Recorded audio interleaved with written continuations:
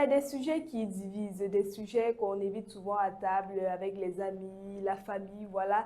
La politique et la religion, deux univers puissants, deux domaines qui influencent profondément nos vies, nos choix et parfois même un sujet de conflit. Mais lorsqu'ils se croisent, une question revient sans cesse. Peut-on réellement concilier politique et religion? Doivent-ils marcher main dans la main pour guider la société ou au contraire rester strictement séparés pour éviter les dérives? Bonsoir à vous, chers fidèles téléspectateurs, et merci de nous rejoindre pour votre nouveau numéro de Nous sommes ensemble. Voilà, pour parler sur ce plateau, vous savez déjà, Joseph est avec vous. Bonsoir, Joseph.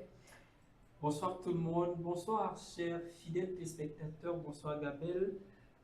J'espère que vous avez passé une excellente journée et que le début de la soirée s'annonce peut-être agréablement de votre côté. Surtout qu'on va parler de politique, hein. J'espère que ça ne va pas trop secouer sur ce plateau le sujet qui fâche. Ah, peut-être politique, religion, Ouais. Yamas. Restez donc avec nous si vous voulez connaître la suite. Sinon, prenons d'abord cette page musicale. Flex beyond the flow, yeah, yeah. Bole family pot, c'est de la magie. Et Uchimo, Anyambe.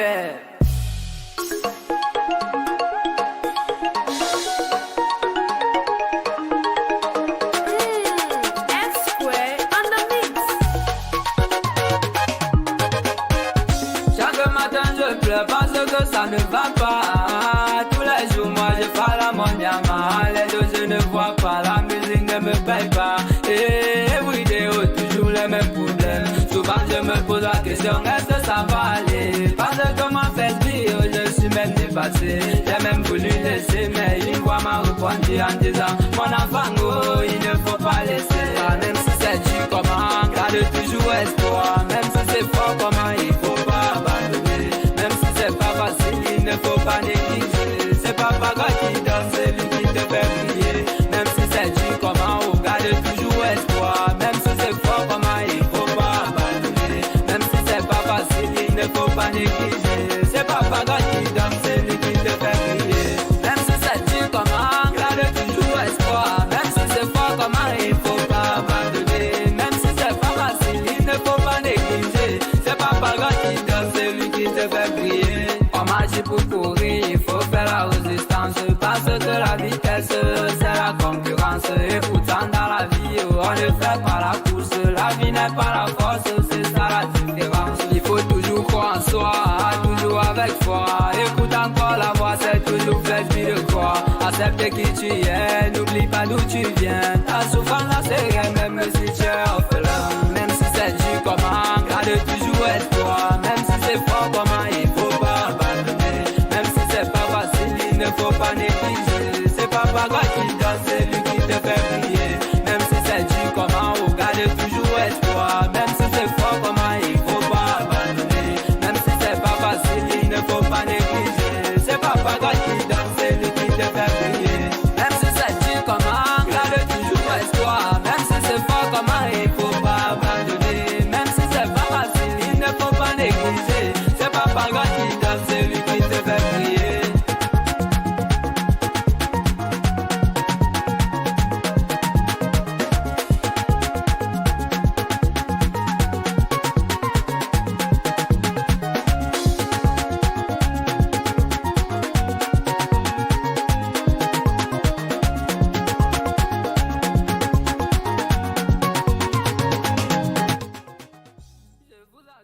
C'est dur comment, quoi. Même si c'est dur comment, nous on va avancer, on va travailler, on va se débrouiller, on va s'en sortir dignement. À Joseph.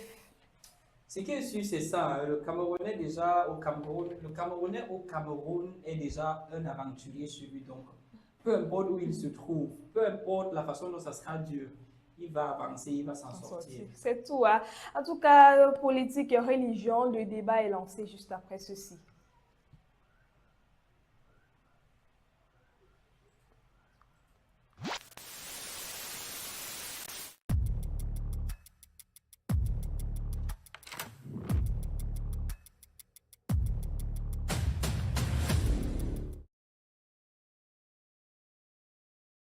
Ouais. Comme le soleil frappe. Alors, pour commencer, Joseph, comment est-ce que tu définis la politique et la religion? Commençons d'abord par la politique. Voilà. La politique incarne, ou alors je dirais, quand on parle de politique, on a affaire à la société et sa vie laïque.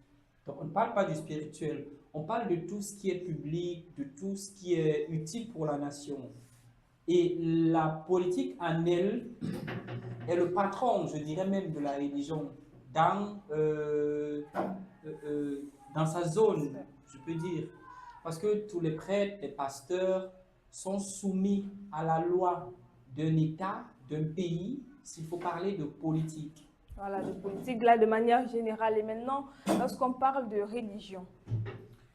La religion, je dirais, c'est une institution qui incarne ses règles et ses lois spirituelles, il faut bien le préciser. Ce n'est plus laïque, mais c'est spirituel. Et on fait recours à un grand État, je dirais peut-être le Vatican, qui est un État dans un autre, qui est maintenant, qu'est-ce que je vais dire, le chef ou le patron de cette religion dans cette localité. Alors je dirais même que le siège ou l'État du Vatican, c'est la plus grande politique mondiale. Parce qu'on retrouve un peu ces lois, ces règles, ces inventions, ces institutions dans tous les pays du monde. Et historiquement, ces deux sont-ils liés, si on veut un peu remonter de manière générale? On ne peut pas parler d'État sans religion. On ne peut non plus parler de religion sans État. Je pense que l'une est dépendante de l'autre. Donc, État et religion, politique et religion vont de pair. Voilà. Et pourquoi ce mélange suite alors autant de débats? Parfois, on a l'impression que ça pose de mêmes problématiques. Les gens n'arrivent pas à se repérer entre les deux. On dit que c'est un mélange de tout. Voilà. Pourquoi ça ne fait pas l'unanimité? En réalité, la religion occidentale est une politique connotée. Je préfère utiliser ce terme. Parce qu'à l'époque coloniale, lorsque les colons sont arrivés au Cameroun, ils ont présenté la Bible. Mais par contre, ils avaient d'autres idées. Ils avaient d'autres idées, soit de prendre des esclaves, soit d'arracher les terres, soit de s'imposer, soit de vérifier tout ce qui est richesse dans la localité et de pouvoir s'approvisionner pour développer leur pays et continuer à rendre pauvre la localité. C'est peut-être le même phénomène aujourd'hui quand on parle des églises étrangères qui se sont implantées chez nous. On va toujours, peut-être de l'autre côté, à Rome, on va toujours demander la quête impériale qui permet de soutenir peut-être les paroisses pauvres, les diocèses démunis, ainsi de suite. Ça se fait dans tous les pays du monde. Donc, on collecte tout cet argent, on envoie à Rome, par exemple. Alors, quand on parle des quêtes à l'église, ainsi de suite, l'État du Vatican, s'il faut parler, c'est l'État le plus pauvre du monde, mais en même temps le plus riche. Je m'explique. Pauvre, parce qu'ils n'ont pas de source de revenus stable pour dire qu'ok, ils travaillent dans tel endroit, ils ont telle institution. Mais c'est l'État le plus riche dans la logique où ils n'ont rien, mais ils ont tout. Les grandes écoles, c'est eux qui ont construit. Avec le soutien des misérables chrétiens qui peinent à manger. Quand les populations soutiennent donc la construction de ces écoles, de ces hôpitaux, de ces institutions baptisées catholiques, maintenant, ça travaille un argent qui est reversé plutôt à l'Église. C'est peut-être de cette façon-là qu'ils s'enrichissent et aussi les quêtes qu'on fait à l'Église. On va parler de ci, on va parler de ça, il faut ci, il faut ça. Vous allez voir de très belles paroisses, Gabelle. L'État du Vatican n'a même pas investi un seul franc. C'est la population locale. Et du coup, quand ça s'implante là, ça devient un patrimoine du Vatican. Ça veut dire quoi? Prenons le cas avec la cathédrale de Douala, avec toute la circonscription, la résidence de l'évêque, en fait de l'archevêque, l'école qui s'y trouve dans l'enceinte, c'est déjà le patrimoine du Vatican. Les voitures que conduisent des prêtres, des évêques, c'est le patrimoine du Vatican. Mais qui pour la plupart, ces voitures-là sont des dons, par exemple. Ces voitures-là sont en fait des trucs un peu comme ça. Ouais, parce qu'en t'entendant parler, on a l'impression qu'on pourrait valider ces personnes qui pensent que les églises deviennent des business de nos jours. Je ne dirais pas ça, mais de ma propre expérience, je dirais que c'est le cas. Avec des prêtres qu'on rencontre, il y a des prêtres même, il n'y a rien de prêtre. Ouais. Mais puis on se rend Ils compte se lèvent un que... matin, là, ils décident de... Non, quand je dis qu'il n'a rien de prêtre, ça veut dire qu'il ne vit pas l'identité d'un prêtre. Mais c'est quelqu'un qui a fait les études de la prêtrise, il a été ordonné normalement et puis il est plémesse. Mais il n'a rien, il n'incarne rien d'un prêtre. Un prêtre, là, c'est celui qui est pauvre de cœur, comme le dit la Bible. Mais les prêtres de nos jours, d'abord, sont d'abord très chiches. Et c'est encore, bon, je n'insulte personne, hein, ils sont d'abord très chiches. Et c'est encore eux qui ne font que demander. Et c'est eux qui roulent dans de grosses voitures. Ouais. C'est eux qui mangent 3 fois par jour et très bien mangés. Ils dorment dans des maisons très bien équipées. La clim est au mur. Ils ne dépensent pas un seul 5 Mais ils francs. demandent aux fidèles d'être pauvres. D'être pauvre. Et je ne sais pas de quelle pauvreté on parle, ou spirituelle ou matérielle. Jusqu'ici, je n'ai pas encore trouvé la réponse exacte. Et s'il faut payer les factures, c'est le pauvre chrétien qui contribue, qui fait sa quête. S'il faut mettre... Donc, en tout cas, moi, je pense qu'il y a encore à refaire dans notre mentalité, dans notre culture locale, sans être contre de l'église étrangère qui est au Cameroun. Peut-on diriger un pays en s'appuyant sur les valeurs religieuses? Si et seulement si on est réellement chrétien et qu'on vit en tant que chrétien. Par exemple, parce que la foi chrétienne est basée sur, comment on appelle ça déjà, les vertus. La vertu théologale, c'est la foi, l'espérance et la charité. S'il faut rester connecté à l'église catholique, la foi, l'espérance et la charité. Ça veut dire que si tu as la foi, si tu as l'espérance, tu as la charité, tu peux être pauvre de cœur. Ça veut dire que tu ne t'attaches pas aux choses du monde. Alors quand tu gouvernes un pays, après ta gouvernance, quoi d'autre? C'est 2 mètres. Maintenant, donc, si tu gères mal, tu es un mauvais chrétien. Si tu gères bien, tu fais preuve d'un bon chrétien. Donc, ça veut dire que tu incarnes en toi l'image d'un chrétien exemplaire. Voilà. Maintenant, la religion peut-elle influencer les décisions politiques? Si oui, est-ce normal? La religion, on a toujours tendance à dire que l'Église, c'est Dieu qui parle directement, qui agit en ces hommes de Dieu. Mais moi, je dirais que l'Église agit à ces hommes de Dieu-là quand eux-mêmes, ils sont des vrais hommes de Dieu. Pas les hommes de Dieu, non, mais quand ils sont les vrais hommes de Dieu. Alors, à cet instant-là, la décision n'est même pas, on ne peut même pas appeler ça décision. On peut parler d'une proposition. D'une proposition, elle peut être adoptée si elle est jugée utile ou nécessaire. Ouais. Et ça peut aussi influencer parce que, moi je suis catholique, hein, romain, on dit que le Vatican, c'est le premier, l'État le premier conseiller du monde. Donc ça veut dire que s'il y a un problème quelque part, l'État du Vatican intervient. On considère à 80% ce qu'il dit. Donc on se rend compte que ça a de l'influence. Ouais. Parce que la marge, elle est très grande. Et puis, les propositions ou les décisions sous forme de propositions qu'apporte l'État du Vatican ou l'Église dans la constitution politique peut influencer si les dirigeants vivent la chrétienté. Ça veut dire s'ils sont chrétiens dans le sens propre du terme. Voilà, dans certains pays, il faut avouer que la religion et la politique sont étroitement liées. Est-ce un modèle valable ou faut-il séparer totalement l'État et la politique? Et pourquoi? L'État et la politique, ça va de pair, je l'ai dit. L'État et la religion. Et la religion, ok, Ouais. l'État et la religion, merci. L'État et la religion, ça va de pair. Parce que quand on parle de religion, on fait allusion à l'Église catholique, qui est un État. Ouais. Et le pape qui est le chef d'un État.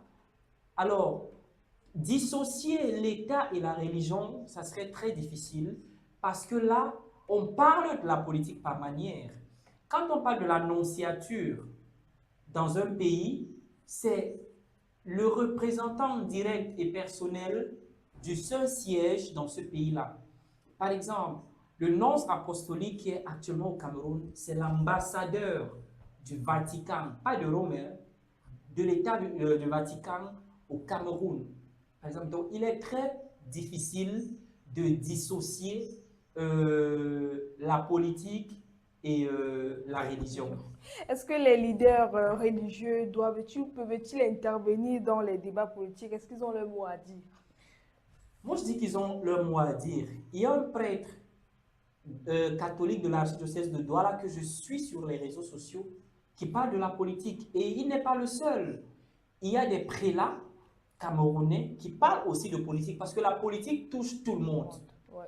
Si au Cameroun ça ne va pas, si les routes ne sont pas bien construites, l'homme religieux ou le religieux qui va circuler par là sera en difficulté. Si l'éclairage, si l'électricité n'est pas stable, il est touché. Si on dit qu'il y a ville morte, il est touché lui aussi.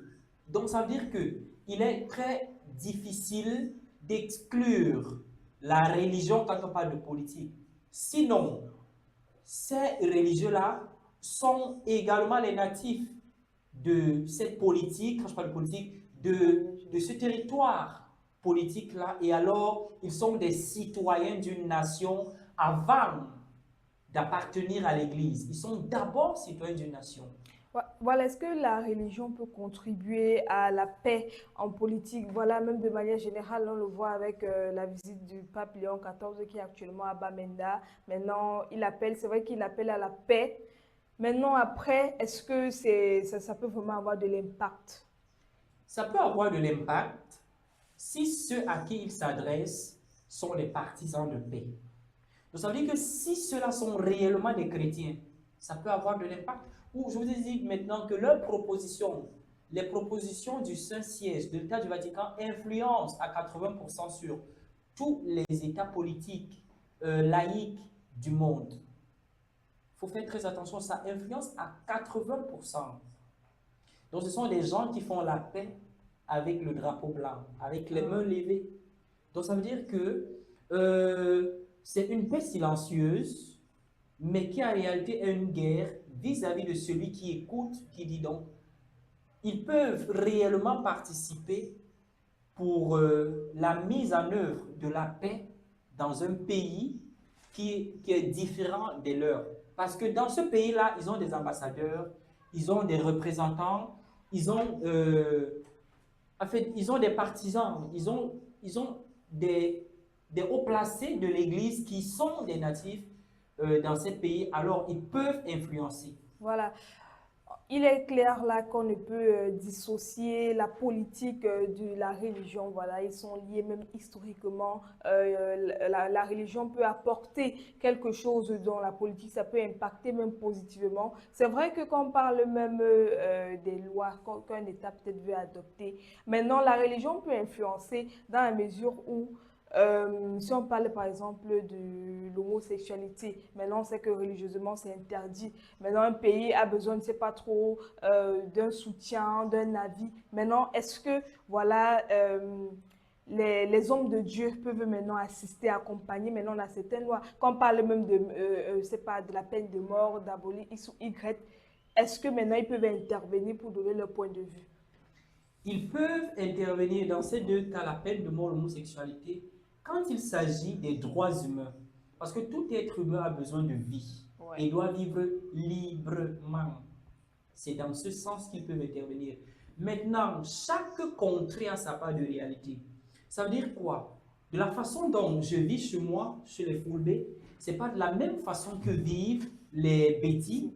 C'est pas de la même. Donc, chaque contrée a sa part de réalité. Peut-être chez moi, si on dote une femme, ça peut être par une bouteille, avec une bouteille de whisky. Ailleurs, ça peut être avec un verre de riz. Ailleurs, ça peut être avec un porc, ainsi de suite.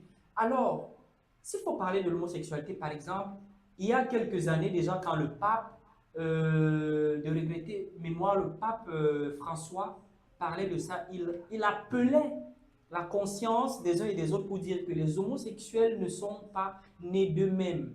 Ils ont été créés comme ils sont. Alors, il faudrait qu'on les accepte de cette façon. Ça fait fort au Cameroun, où la conférence épiscopale nationale du Cameroun a écrit que les évêques, l'Église du Cameroun n'acceptera jamais. Donc ça veut dire qu'ils ont écrit une lettre qui est partie directement au Vatican pour répondre au pape que l'Église du Cameroun n'acceptera jamais d'unir le mariage de deux personnes ayant le même sexe. Donc ça veut dire que maintenant, chaque territoire peut décider de ces réalités. Par exemple, quand on parle du Burkina Faso aujourd'hui, de ce qu'ils disent là-bas, de ce qui se passe là-bas, ainsi de suite. Maintenant, donc, il s'agit de peine de mort. L'Église exhorte la miséricorde, à peu près comme Jésus est miséricordieux. S'il fallait maintenant que Dieu tienne compte de nos fautes, Gabet, il est clair que toi et moi, on ne serait pas assis là. Peut-être même on n'allait pas exister. Mais par la miséricorde de Dieu, ça a surpassé notre égoïsme, notre sens d'être, je ne sais pas comment le dire, mais bon, ça a quand même surpassé. C'est dans cette logique que l'Église essaye parfois de proposer, et en s'appuyant sur les droits humains, en disant que non, vous pouvez, est-ce que. Mais déjà, quand un État prend une décision à propos d'une chose ou l'autre, la décision, elle est prise. Ça veut dire qu'elle a... Donc, la résolution a été mieux réfléchie. On a trouvé que c'était mieux ce qu'il fallait faire. Voilà. En tout cas, merci pour ces analyses, Joseph. Maintenant, nous avons concocté, voilà, un reportage signé, mais juste après cette petite respiration. Maman, est-ce qu'on va leur laisser le nyanga? Les jeunes filles là, avec la poitrine, donc on dit que le potentiel... Deux ventre dehors. Donc, nous qui n'avons pas de poitrine là, nous on va faire comment? Nous sommes obligés de cacher, hein, parce que... Bienvenue sur Campus Télévision, la chaîne 100% digitale dédiée à la jeunesse et à l'actualité de terrain. Ici, l'information prend vie, les débats s'animent et la parole est donnée à ceux qui font bouger le monde d'aujourd'hui et de demain. Des émissions originales, des reportages exclusifs, un flash info percutant et surtout une plateforme ouverte à toutes les idées jeunes et créatives. Campus Télévision, l'info qui vous touche, la voix des jeunes, le média des marques d'avenir.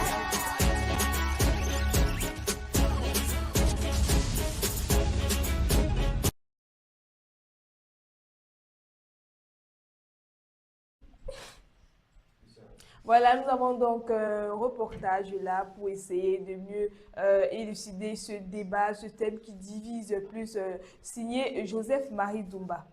Il y a des discours qui traversent une salle et s'évaporent, et d'autres qui traversent les hommes et y demeurent. Celui prononcé le 15 avril 2026 au Palais de l'Unité par le pape Léon XIV appartient sans détour à la seconde catégorie. Clair, direct, sans faux semblant, en quelques heures à peine, il a accompli ce que peu de paroles parviennent à faire au Cameroun. Faire applaudir ceux-là même qui, la veille encore, doutaient de la nécessité de cette visite apostolique. Dès les premières lignes, le ton est posé avec une gravité assumée. Justice, paix, corruption, gouvernance et responsabilité. Aucun sujet sensible n'a été contourné. Mais il serait conducteur d'y voir une sortie politique. Le pape n'est pas venu en chef d'État au sens conventionnel du terme. Il est venu comme successeur de Pierre. Et l'évangile, par essence, ne pratique pas la langue de bois. En évoquant fléaux sociaux qui minent le Cameroun, les vies brisées, les jeunes sans horizon, les institutions fragilisées par des années d'impunité, le pape n'a pas attaqué, il a nommé. Et nommer parfois est déjà le commencement de la guerre. Depuis ce discours, les réactions se multiplient. Beaucoup saluent le courage du Saint-Père, d'autres y laissent une interpellation directe des gouvernants. Fort bien. Mais réduire ces paroles à un message adressé au seul sommet de l'État serait une erreur et peut-être surtout une fuite. Car en vérité, ce discours dérange tout le monde et c'est précisément pour cela qu'il est juste. Quand le pape parle de corruption, de justice et de responsabilité, il ne trace pas une frontière entre eux et nous. Il trace une une ligne à l'intérieur de chaque conscience. En cette ligne-là, nul ne peut l'enjamber au nom d'un autre. Le Cameroun est souvent désigné comme l'Afrique en miniature et à juste titre. Richesse culturelle, pluralité linguistique, potentiel humain d'une rare densité. Tout y est réuni. Et pourtant, le contraste demeure saisissant. Un pays riche de toutes ses promesses, englouti dans une réalité de sous-développement persistant. La question, dès lors, n'est plus seulement politique, elle est anthropologique, elle est morale. Comment expliquer que dans un pays où la grande majorité des décideurs se réclament du christianisme, les valeurs fondamentales, justice, vérité, intégrité, service, solidarité, peinent encore à structurer la vie publique, ne réconfigurent pas l'exercice du pouvoir? L'un des axes les plus forts du discours du pape Léon XIV est cette vérité à la fois simple et exigeante. Il n'y a pas de paix sans justice. Pas une paix de façade, pas une paix imposée par l'oubli ou la peur, mais une paix qui naît d'institutions crédibles, de décisions équitables et de conscience droite. Et ici, le pape va plus loin que la structure. Il parle des cœurs, car un système ne devient juste que lorsque ceux qui le composent ont choisi de l'être. La réforme des institutions ne précède pas la conversion intérieure, elle en découle. C'est peut-être le point le plus inconfortable et le plus nécessaire. Dans les rues, sur les réseaux, dans les conversations, beaucoup se réjouissent. Enfin, quelqu'un qui dit la vérité. Mais une question s'impose, silencieuse et décisive. Et moi, dans mon quotidien, dans mes choix, dans ces petites décisions que personne ne voit, suis-je acteur de justice ou complice du désordre? Car la corruption ne commence pas toujours en haut. Elle s'enracine souvent en bas dans les habitudes tolérées, les arrangements que l'on justifie, les silences que l'on choisit de garder. Et ici, une vérité dérangeante s'impose. Détourner des milliards et détourner une petite somme possède du même déséquilibre intérieur. La différence est de degré, jamais de nature. Sur un ton plus léger, quoique révélateur, certains Camerounais ont souri. Ce discours, on dirait qu'il a été écrit par l'archevêque de Douala, Monseigneur Samuel Cléda, ou l'évêque de Bafoussam, Monseigneur Paul Quegne-Lonti. Une boutade, mais pas anodine, car ces voix ecclésiales sont connues pour leur franchise, sans concession sur les questions de gouvernance et d'éthique publique. Et si cette ressemblance existe, c'est peut-être simplement parce que la vérité, lorsqu'elle est dite avec constance et courage, finit toujours par se reconnaître, quelle que soit la bouche qui la prononce. Le pape a parlé. Il continuera avec les messes, les rencontres et ce déplacement à Bamenda, au cœur même de la souffrance. Mais après, c'est là que tout commence, car aucune visite, aussi bouleversante soit-elle, ne transforme un pays sans conversion intérieure, ni sans engagement collectif, librement consenti. Ce discours n'est pas une conclusion, c'est un miroir, un appel à sortir du réflexe qui consiste à accuser l'autre pour entrer dans une dynamique plus exigeante et plus honnête. Que puis-je faire à mon niveau pour que la justice et la paix cessent d'être des mots et deviennent des réalités concrètes? Le Cameroun n'est pas condamné à ses contradictions. Il possède des ressources humaines, spirituelles et culturelles pour se relever. Mais cela suppose un passage décisif, celui des discours au choix. Et peut-être que la plus grande réussite de cette visite apostolique ne se mesurera ni aux foules, ni aux images retransmises en direct, mais dans ces décisions invisibles, prises dans le secret des consciences. Allez, voilà, le pape est donc passé du côté de Bamenda pour essayer de sensibiliser, d'apaiser et d'appeler à la paix. Voilà, on espère que ça va aller bien, les choses vont s'améliorer au Cameroun parce qu'il faut avouer que c'est tellement compliqué ces derniers temps, infanticide, comme on disait hier, infanticide, féminicide. On se demande ce qui ne va pas au pays. Si on attendait justement peut-être sa venue pour essayer de résoudre les choses, on espère qu'il laissera ses traces avant de quitter.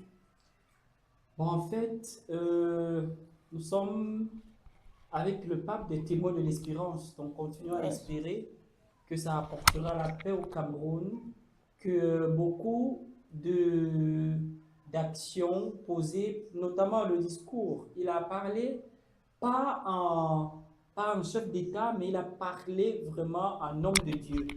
Donc, ça apporte, n'est-ce pas, l'espoir aux jeunes Camerounais que nous sommes quand on écoute déjà un étranger, je peux le dire ainsi, un étranger, celui qui n'est pas Camerounais, mais qui connaît les problèmes que vit le Cameroun. Alors, moi, je fais que tirer un coup de chapeau et espérer que oui. Parce que jusque-là, je doutais, je ne savais pas. Moi, je me posais la question que mais ça sert à quoi? Mais quand il est venu, vraiment, franchement, son discours qu'il a tenu, moi, ça t'a touché. Ouais, en fait, ça me laisse croire qu'après ça, les consciences seront touchées, peut-être pas de façon visuelle, peut-être dans une nuit, dans un sommeil, dans une profonde réflexion, on se rendra compte qu'on est en train de mal agir ou alors qu'il y a longtemps on agit mal. Alors, peut-on concilier politique et religion? Ce que nous retenons ce soir, c'est que la réponse n'est ni oui ni non. Tout dépend de l'équilibre et l'intention et surtout du respect des différences. La religion peut inspirer, mais la politique doit rassembler. Donc, merci Joseph pour tes analyses, tes éclairages vraiment toujours explicites pour aider nos téléspectateurs à tous les niveaux. Merci beaucoup, Gabelle. Merci pour l'invitation. Merci aux fidèles téléspectateurs qui sont toujours là pour nous regarder. N'oubliez pas d'apporter vos encouragements à notre humble personne que nous sommes, de nous dire à chaque fois ce qu'il faut ajouter, ce qu'il faut, voilà, et peut-être apporter aussi votre plus dans ce que nous disons. Vous savez, on n'a pas le monopole, mais avec vous, nous y arriverons. Donc, d'ici là, portez-vous bien, restez tolérants, évitez les débats stériles là, non. Il faut juste prôner la paix autour de vous, l'amour, la joie. Et c'est ce qu'on essaye de faire au quotidien sur ce plateau dans Nous sommes ensemble. Donc, nous allons vous laisser avec cette mélodie de Bannister. Votre sainteté, monsieur le pape, le pays n'est pas en santé. Ici, tout dérape. Depuis les années, on est en chantier. Et la Côte d'Ivoire nous lappe. L'Afrique en miniature fait pitié. Personne ne nous reconnaît sur le map. Beaucoup de gens veulent venir visiter, mais ils sont indécis. Je me demande comment Dieu a fait pour vous convaincre de venir ici. Au pays, à la guerre, les viols sur les enfants, les assassinats aussi. Y a la tension dans l'air, chômage, mauvais salaire, les gens deviennent hostiles. Cette chanson, malgré sa cadence, n'est pas conçue pour qu'on la danse, encore moins pour raconter une histoire de romance. Permettez-moi de vous présenter mes doléances. Prenez Neyo, partez avec Camerco, partez avec. Prenez Lokior, partez avec. Nos routes gâtées, partez avec. Certains hommes du pouvoir, partez avec. Qui abusent du pouvoir, partez avec. Qui violent la loi, partez avec. Et bafouent nos droits, partez avec. Certains policiers et gendarmes ne font qu'abuser de leurs armes. Au lieu de nous protéger, ils nous attaquent. Ils deviennent le plus grand danger. En route, ils nous braquent. J'espère que vous avez apporté la solution qui va permettre aux jeunes d'avoir des diplômes et du travail sans corruption. Monsieur le pape, ne soyez pas étonné si un prêtre vous demande le choco. Non, on vit cela depuis des années, les mêmes choses, c'est la chanson de l'encore. Prenez Neyo, partez avec. Camerco, partez avec. Prenez Lokior, partez avec. Nos routes gâtées, partez avec. Certains hommes du pouvoir, partez